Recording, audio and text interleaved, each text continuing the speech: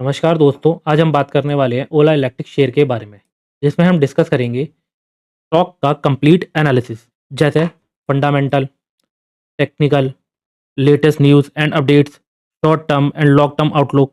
तो बने रहिए इस वीडियो में। मैं हूं आपका दोस्त अक्षय गुप्ता, चार्ट लॉजिक 24/7 से। सबसे पहले जान लेते हैं ओला इलेक्ट्रिक का बिजनेस मॉडल क्या है। ये कंपनी भारत की एक प्रमुख इलेक्ट्रिक टू व्हीलर बनाता है। कंपनी का focus EV scooters, battery technology और मैन्युफैक्चरिंग पर है। Direct to customer model, giga factory और बैटरी सेल डेवलपमेंट इस कंपनी की खासियत है। अब बात करते हैं इसके फंडामेंटल्स की। फाइनेंशियल पोजीशन और ग्रोथ। कंपनी आईपीओ के बाद तेजी से एक्सपेंड कर रही है। रेवेन्यू ग्रोथ भी दिखाई दी है, लेकिन कंपनी अभी पूरी तरह से कंसिस्टेंटली प्रॉफिट नहीं बनी है।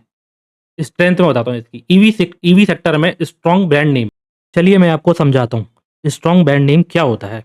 ओला इलेक्ट्रिक ने बहुत कम समय में इलेक्ट्रिक स्कूटर कैटेगरी में एक जाना पहचाना नाम बना लिया है। ज़्यादातर लोग जब भी ईवी स्कूटर की बात करते हैं तो ओला सबसे पहले दिमाग में आता है। जैसे पहले पेट्रोल स्कूटर में होंडा एक्टिवा आता था। इसका जो मेन कारण है अग्रेसिव मार्केटिंग, सोशल मीडिया पर स्ट्रॉन्ग प्रेजेंस, नए मॉडल्स और फीचर लॉन्च करना, युवाओं को भी टारगेट करना। ब्रांड स्ट्रॉन्ग होने का फायदा यह होता है कि कस्टमर नई कंपनी से ज़्यादा ट्रस्टेड ब्रांड से खरीदना पसंद करते हैं। कंपटीशन बढ़ने के बाद भी डिमांड बनी रहती है और रीसेल वैल्यू पर भी बहुत असर पड़ता है। चलिए अब दूसरा पॉइंट ले लेते हैं, high market share in electric scooters. चलिए इसको भी मैं आपको डिटेल में समझाता हूँ। ओला इलेक्ट्रिक भारत में सबसे ज़्यादा बिकने वाली ईवी स्कूटर में से एक है। मतलब कुल ईवी स्कूटर में से बड़ी परसेंटेज ओला के स्कूटर की होती है। इसका मतलब क्या है? कंपनी की सेल्स स्ट्रांग है, डिस्ट्रीब्यूशन नेटवर्क अच्छा है, लोगों को प्रोडक्ट पसंद आ रहा है और हाई मार्केट शेयर होने से कंपनी की बार्गेनिंग पावर बढ़ती है, कॉस्ट कम करने में मदद मिलती है, प्रॉफिटेबिलिटी इंप्रूव होने के चांसेस रहते हैं। यानी ओला इलेक्ट्रिक पहले से ही मार्केट लीडर जैसी पोजीशन अपनी बना चुका है। चलिए अब तीसरा पॉइंट ले लेते हैं, गवर्नमेंट सपोर्ट एंड इंसेंटिव्स। इसको भी मैं आपको डिटेल में समझाता हूँ।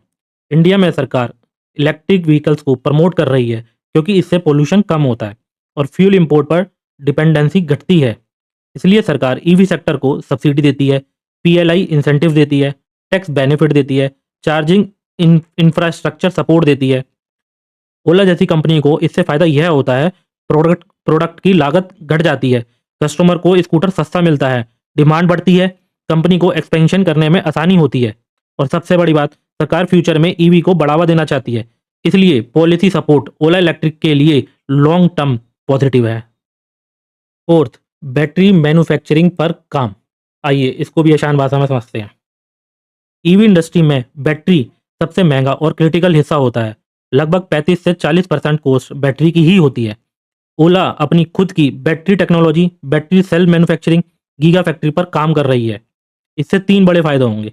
कॉस्ट कंट्रोल, बाहर से बैटरी खरीदने की जरूरत कम होगी, लागत घटेगी। दूसरा, बैटरी क्वालिटी अपने कंट्रोल में होने से टेक्नोलॉजी इंप्रूव होगी। तीसरा, लॉन्ग टर्म प्रॉफिटेबिलिटी, मार्जिन बेहतर बन सकते हैं। यानी फ्यूचर में ओला सिर्फ स्कूटर कंपनी नहीं रहेगी, बल्कि बैटरी टेक कंपनी भी बन सकती है, जो अपने आप में बहुत बड़ा एडवांटेज है। अभी इसकी वीकनेस पर भी बात कर लेते हैं। कंपनी अभी लॉस मेकिंग कर रही है, कंपटीशन बहुत स्ट्रांग है, जैसे टीवीएस, बजाज, एथर, ये सब कंपटीशन में है। ऑपरेटिंग कॉस्ट और बर्न कैश ज़्यादा है। इसका जो मेन सार है फंडामेंटल का, कंपनी ग्रोथ फेस में है अभी, रिस्क हाई है लेकिन लॉन्ग टर्म अपॉर्चुनिटी भी बहुत स्ट्रांग है अभी। अब बात करते हैं कंपनी के टेक्निकल की। चलते हैं इसके चार्ट पे। ये देखो, ये इसका चार्ट है।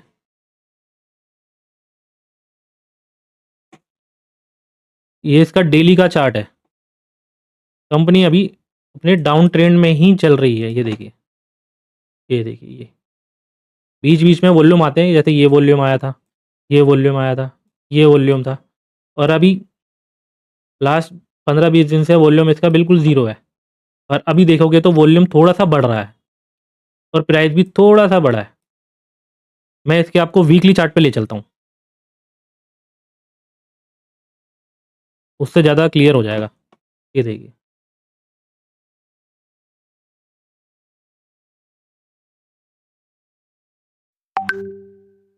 कंपनी का हाई जो है 150-160 के करीब का है और अभी कंपनी चल रही है 35-36 के करीब। यानी कि ये कितने परसेंट टूट गई।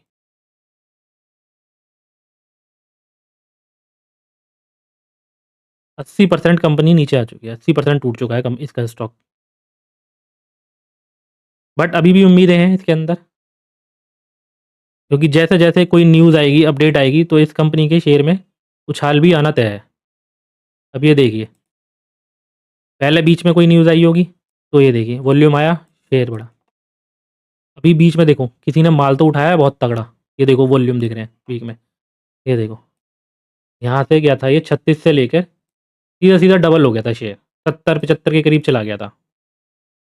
अब उसके बाद से अभी वॉल्यूम बिल्कुल ख़त्म है, अभी किसी ने माल उठाया नहीं है। अभी बड़े बड़े जो प्लेयर हैं उन्होंने माल रखा हुआ है, बेचा होता तो एक बहुत बड़ा वॉल्यूम होता। तो अभी तक इन्होंने जो अपना माल रखा हुआ है, होल्ड कर रखा है इन्होंने जितने भी हैं, जितने भी यहाँ माल उठाया है, ये अभी तक इनके पास होल्ड है। अभी जो भी ये बेचा है रिटेलर ने पैनिक सेलिंग में आके बेचा है और अब दोबारा से वॉल्यूम देखे जा रहे हैं। और आरएसआई देखोगे तो आरएसआई भी अभी 30-35 के करीब है। और जब भी आरएसआई 30-35 होती है तो ये बेस्ट चांस होता है माल उठाने का, क्योंकि यहीं से फिर ये धीरे-धीरे आरएसआई, और ये जब जैसे ही धीरे-धीरे उठेगा, वॉल्यूम आएँगे और ये अपने 200 ईएमआई, पहले 50 ईएमआई और फिर 200 ईएमआई के क्रॉस करेगा, तो इसमें पहला जो टारगेट देखा जा सकता है, 80-90 रुपए तक का पहला टारगेट है। अगर ये 100 रुपए के ऊपर अगर सस्टेन करता है शेयर, तो फिर ये अपना जो लाइफ टाइम हाई है इसका 150-160 का, वहाँ तक भी जा सकता है। शॉर्ट टर्म में शेयर थोड़ा-सा रुला सकता है, बट लॉन्ग टर्म के लिए शेयर बहुत बढ़िया शेयर है। लॉन्ग टर्म के लिए अच्छा शेयर है इन्वेस्टमेंट करने के लिए। और अब जिसने भी होल्ड कर रखा है, जिसने यहाँ लिया हो 80-90 पे लिया हो, 70 पे लिया हो, अब ये 35-40 पे चल रहा है अभी, 30-40 के करीब। तो जिसने भी अभी होल्ड कर रखा है वो होल्ड ही करें, क्योंकि यहाँ से और कितना नीचे जा सकता है। ज़्यादा चांसेस हैं नहीं नीचे जाने के, बाकी मार्केट का कुछ कह नहीं सकता। बाकी मेरे को जहाँ तक लगता है अभी ये इससे ज़्यादा नीचे जाना नहीं चाहिए। 5-7 रुपए और नीचे 30 तक का इसने जो सपोर्ट बना लिया, पहले भी यहाँ बनाया था और अब भी बनाया है, तो डबल बॉटम का भी काम कर सकता है ये। एक तरह का डब्लू पैटर्न बना सकता है यहाँ से यहाँ तक। तो जिसने भी होल्ड कर रखा है अभी इसको होल्ड करें, और 1-2 साल के नहीं, कम से 3-4-5 साल तक के लिए छोड़ दें शेयर को। शेयर कुछ ना कुछ दे के ही जाएगा, अच्छा रिटर्न दे के जाएगा।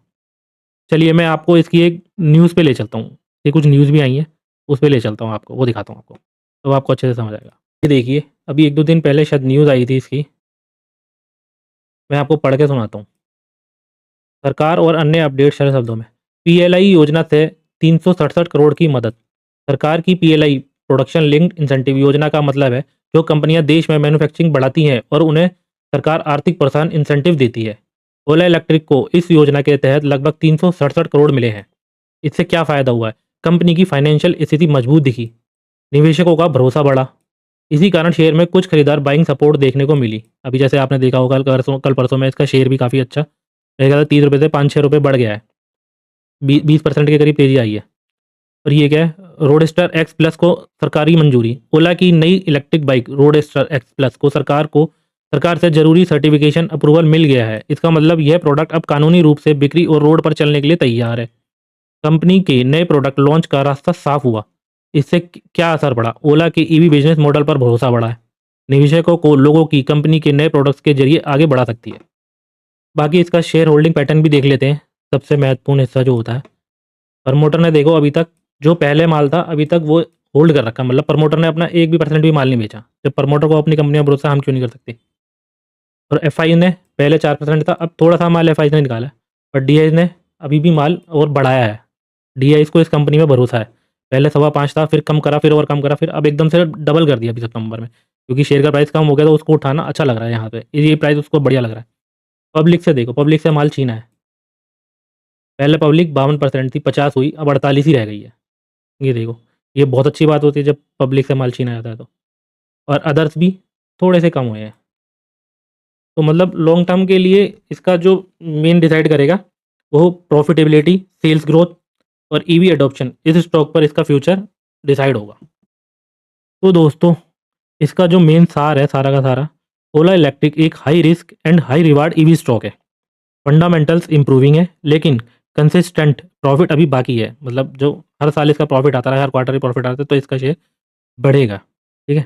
बाकी डिस्क्लेमर ये है, यह वीडियो सिर्फ एजुकेशनल पर्पस के लिए है, कोई इन्वेस्टमेंट एडवाइस नहीं है। इन्वेस्टमेंट करने से पहले फाइनेंशियल एडवाइजर से सलाह जरूर लें। यूट्यूब की गाइडलाइन से डिस्क्लेमर देना पड़ेगा। बाकी आपका कोई भी क्वेश्चन है तो आप कमेंट के थ्रू हमसे पूछ सकते हैं। अगर आपकी होल्डिंग है इस स्टॉक के अंदर, ओला स्टॉक के अंदर, तो अगर इसकी कोई भी न्यू अपडेट आती है या कोई भी न्यूज़ आती है, कुछ भी ऑर्डर मिलता है इसको, कोई भी गवर्नमेंट से स्कीम आती है, तो मैं अपने चैनल पर इसकी सबसे पहले अपडेट वीडियो बना दूँगा। बस आपको क्या करना है, आपको हमारे चैनल को सब्सक्राइब करके रखना है, ताकि जो भी कोई मैं अपडेट वीडियो बनाऊँ, उसका नोटिफ़िकेशन आपको टाइम पर मिल जाए। तो आपकी क्या राय है इस स्टॉक के लिए? अभी इस प्राइस पे इसको खरीदना चाहिए या नहीं खरीदना चाहिए? आपकी जो भी राय है वो हमें कमेंट में शेयर कर सकते हैं। और अगर इस वीडियो से आपको थोड़ी-सी भी नॉलेज मिली हो, तो इसको लाइक करें और सब्सक्राइब ज़रूर करें और बेल आइकन ऑन कर लें, ताकि नोटिफ़िकेशन आपको सही टाइम पे मिल जाए। चलिए मिलते हैं नेक्स्ट वीडियो में। धन्यवाद आप सबका। आपका दिन शुभ हो।